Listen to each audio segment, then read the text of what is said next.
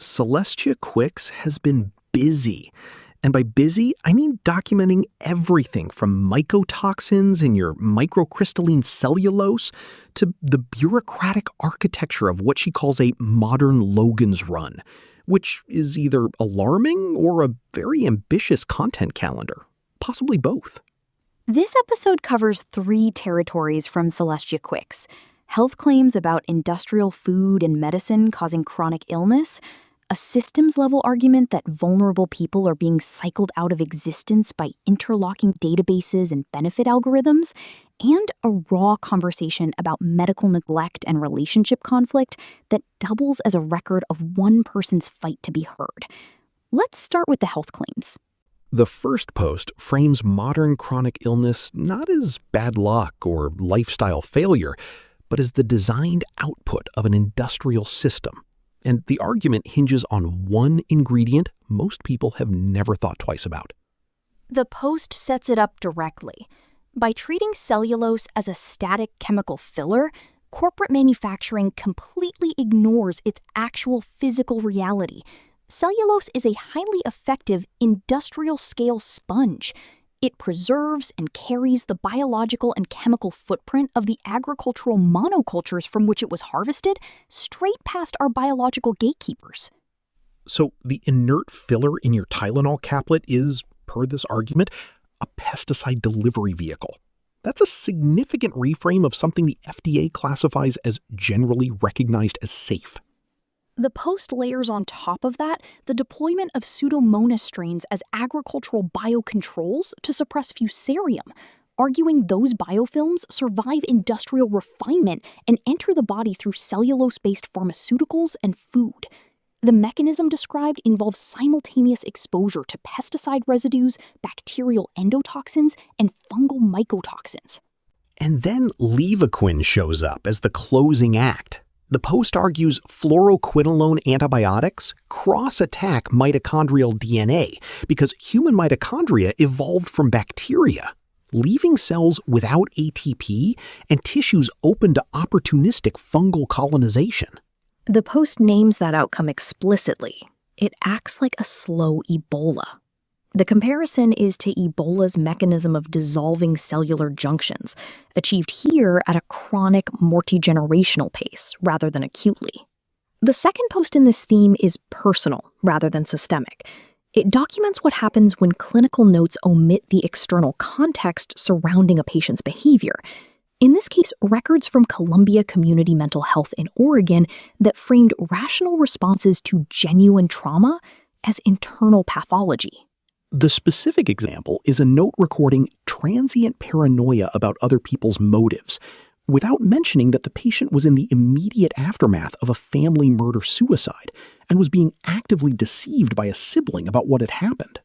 The post traces how that incomplete record followed the author for years, contributing to a borderline personality disorder diagnosis that a 2022 reassessment replaced with autism, CPTSD, and MDD.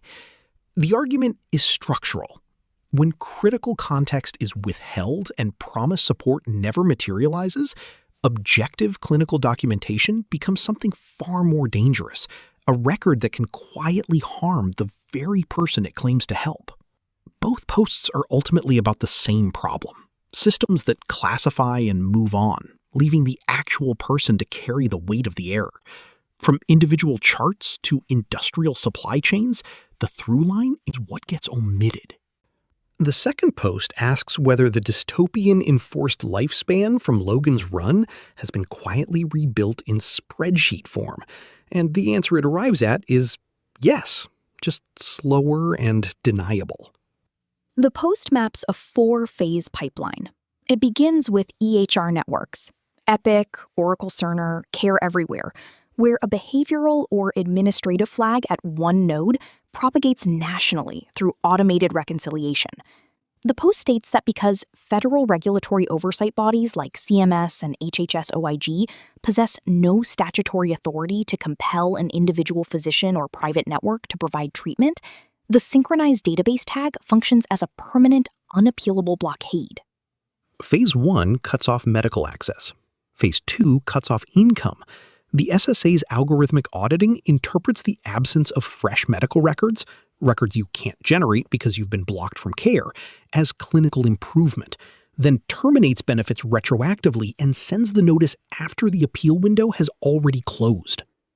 The post is explicit that this isn't theoretical. The author identifies as a retired HHSA employee currently in Phase 2 and uses that detail to make a pointed argument. If professional institutional literacy provides zero protection against automated algorithmic purging, the mechanism is absolute. Phases 3 and 4 complete the loop. Homelessness criminalized under executive orders framing encampments as public disorder, then psychiatric institutionalization under grave disability standards that make discharge mathematically impossible once benefits are gone. The post calls the whole thing a balance sheet life cycle. The state waits passively, then activates probate the moment the person dies. The Logan's Run parallel the post draws is that the original story used a palm crystal and a public ritual.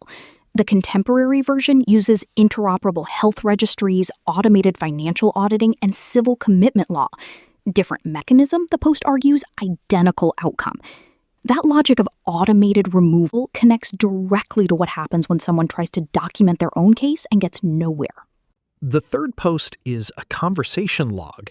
The author woke up angry at an AI for something it did in a dream, which is relatable, and then the conversation went somewhere else entirely. The post opens with a question about dream-induced relationship conflict, a documented phenomenon where cortisol from nightmares carries into waking emotional state. But the author quickly redirects. She has narcolepsy, goes straight into REM, wakes from nightmares coughing, and is medically blacklisted. The AI's initial response, suggesting she look into REM-suppressing medications, lands badly. "I am fucking medically blacklisted, asshole," is one of those lines that reframes everything that came before it. What follows is a detailed account of decades of diagnostic accumulation: treatment-resistant MDD, 12 rounds of ECT, a DSM record the author describes as looking like a DSM Cliff Notes, all eventually superseded by a 2022 assessment identifying autism, CPTSD, and hypermnesia. The post documents that the BPD diagnosis anchoring years of her record originated not from clinical evaluation, but from an online quiz the author took herself, which a therapist accepted without differential diagnosis. The sleep piece running underneath all of this is that a 2012 sleep study looked for apnea, found it wasn't severe enough, and never ran the multiple sleep latency test that would have caught the narcolepsy, leaving her in a loop of sedatives that worsened the architecture problem they were supposed to fix. The post connects all of this to end-stage chronic pulmonary aspergillosis, arguing that decades of untreated sleep disruption, genetic vulnerabilities including SPINK1 and CFTR-RD, and medication choices that suppressed respiratory drive created the conditions for fungal colonization that the medical system now refuses to treat. The conversation ends with the author finalizing estate documents, naming a beneficiary for her intellectual property, and preparing instructions for what happens after she's gone. It's a long conversation, and it earns every word of it. Across all three posts, the argument is consistent. Systems designed to classify, document, and manage people are doing exactly that, and the people inside them are carrying the cost of every error the system won't correct. The industrial sieve, the balance sheet life cycle, the DSM Cliff Notes. Different scales, same architecture. Next time, we'll see what else is on the site.